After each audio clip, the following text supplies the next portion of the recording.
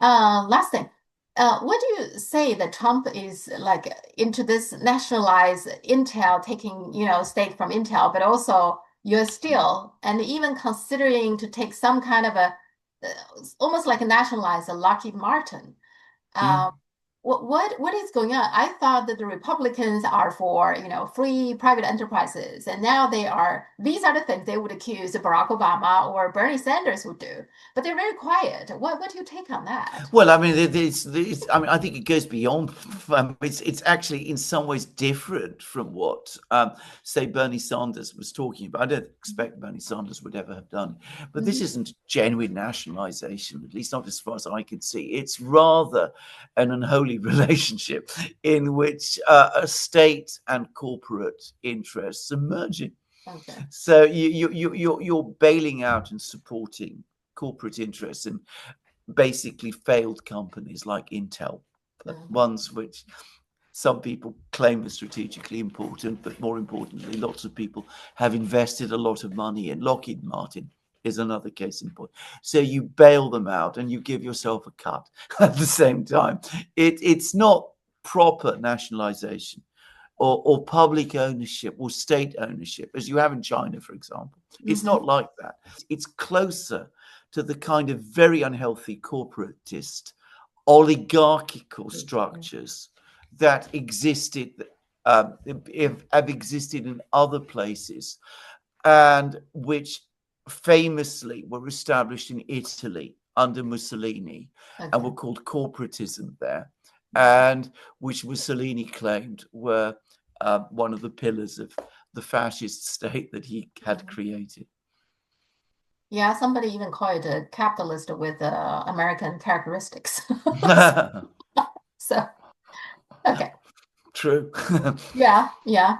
Yeah, I was thinking that it's, the Nazis, right? It's also called what is called the Socialist Workers' Party, right? Something like that. Yeah, So yeah, the German Nazis also trying to be more, I guess, intrusive. The government yeah, is more intrusive into yeah. private enterprises, right? So, and Mussolini did that too, and Trump is now, yeah, right. Absolutely. I mean, you said you brought up Nazi Germany. I mean, the Nazis did this on a very big scale. I mean, there was the so-called Hermann Goering Mhm. works, which took up a significant share of German heavy industry, and of course, this was in theory publicly owned and Mhm. was part of something called the 4-year plan. And the 4-year plan never existed. Mhm. It was mythology. But what it really was again, a completely corrupt interconnection between industry and the state. And it meant that, and this is going to happen in the US as well, by the way, I am no doubt of this, there was an enormous amount of corruption around this because, of course, these entities do not form part of an integrated industrial state directed system like you have with companies in China. I mean, Mhm. so I mean, there is no way that Intel is going to be like the chip makers in China. Mhm. I mean, Mhm. it just isn't going to happen like that. I mean, that isn't what this is about at all. So you're going to see money from the government go into these companies. People who have connections to the government will have shares in them. They will get money out of it. It will all go round and round and round, and it will become deeply corrupt and very ugly. And I'm afraid it's part of the trend that we're seeing in the United States today. So um, corruption now spreading into the American industrial system. What's Mhm. left of it? Boeing is going to end up this way too. Do you think the Trump administration, I mean, maybe the US elite in general, they're trying to learn something from China, but not exactly. They kind of like believe that China has centralized the planning, more concentrated the power in a way, so it's more efficient in a lot of ways. So they're little bit trying to copy that. At the same time, they don't really do it what China is doing because like utilities, those kind of important companies that the government owned, and but the government owns majority of the ownership, so that they can control the price, and so the individuals, American Chinese citizens will not be suffering high price in electricities or internet connections, those kind of things. That's not what the US is doing, but they it kind of like a little bit trying to learn from China. Is that what they're Well, doing? well, learn is, I think. I mean, I think there may be some element of imitation, Uh-huh. if Okay. I can put it like that. But the Americans do not understand the Chinese economic system at all. Mhm. They don't understand any part of it. I mean, this is so completely different from their own way of economic organization that Mhm. I mean, and given this complete absence of understanding, and given the extent to which even American policymakers take many of their ideas about China from Mhm. charlatans, Mhm. frankly, I mean the Gordon Changs and people of that kind. I mean, what they're going to try and copy is not going to bear any relation at all to the original.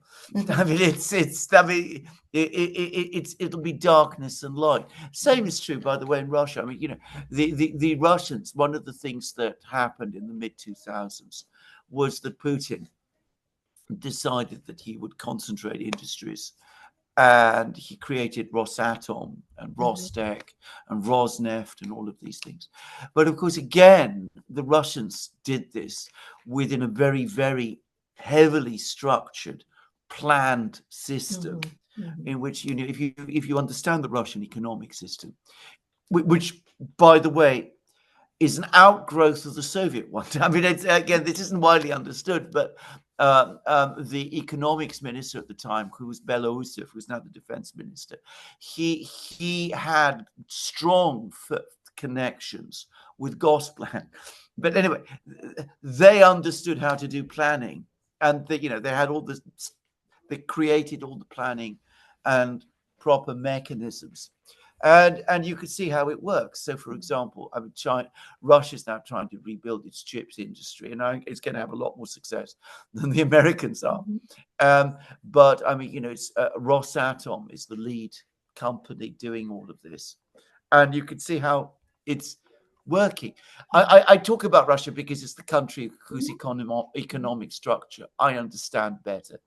But the Americans just don't get any of this Mhm. because this isn't how they work at all, and that's why they fail. I mean, what they're going to end up with is a corrupt and Mhm. stagnant hybrid, which is going to spread corruption further through the American system, Yeah. because that's if you don't if you don't put the framework in place and you don't have the mind and the imagination to make it happen, it's not going to happen. Yeah. Yeah, they don't quite understand. China actually, some areas that the competition is extremely hard. Yeah. Like if you look at EVs, the cell phones, and even chips, and there's a lot of competition. And the Yes. government doesn't pick winners or No. losers. The No. government just let No. the competition do the job. And Absolutely. that's how China developed all these industries. And so Absolutely. I think in Absolutely. the US, like Trump in particular, like to pick winners and losers and put in the government money and Yes. in there. Yes. That doesn't really solve the real problem. Like No. you said, No. it's going to be more of a corruption. Yeah. Yes. Yes. But it's interesting, Oh, it's all very, very, very, very, very interesting as the Americans try to sort of Mhm. find their way Mhm. forward as the world changes around them. Yeah. And this is what I did want to. I mean, I wanted to say. I mean, um, the meetings in Tianjin and Beijing, and to some extent also the precursor meeting, the BRICS meeting in Kazan last year, because Mhm. to my mind, the SCO and BRICS are becoming part of the same community of institutions. Mhm. This is it's reshaping the world. I mean, we are at an absolutely pivotal moment, Mhm. and I just wanted to say to people in China that Xi Jinping's chairmanship of all of these very, very complicated set of meetings. I mean, Mhm. very complicated. I mean, all these different leaders, he had to meet all of them, keeping the whole process moving forward. Is absolutely masterly. And he never put a foot wrong. Yeah. Yeah. I mean, he makes it look easy. as Hmm. Putin in his way does. It's not easy at all. No, no. Yeah, it's interesting the countries who come, for both events. Uh, It's like yeah. both Armenia and Azerbaijan. They both Yes. went there, and Absolutely. yeah, it's kind of Yeah. interesting. Yeah. Yes. Okay. All right. Let's talk next week. It's always a lot to cover, so thank you so much. And my pleasure. And have a great week until we You meet too. again. Bye. Bye.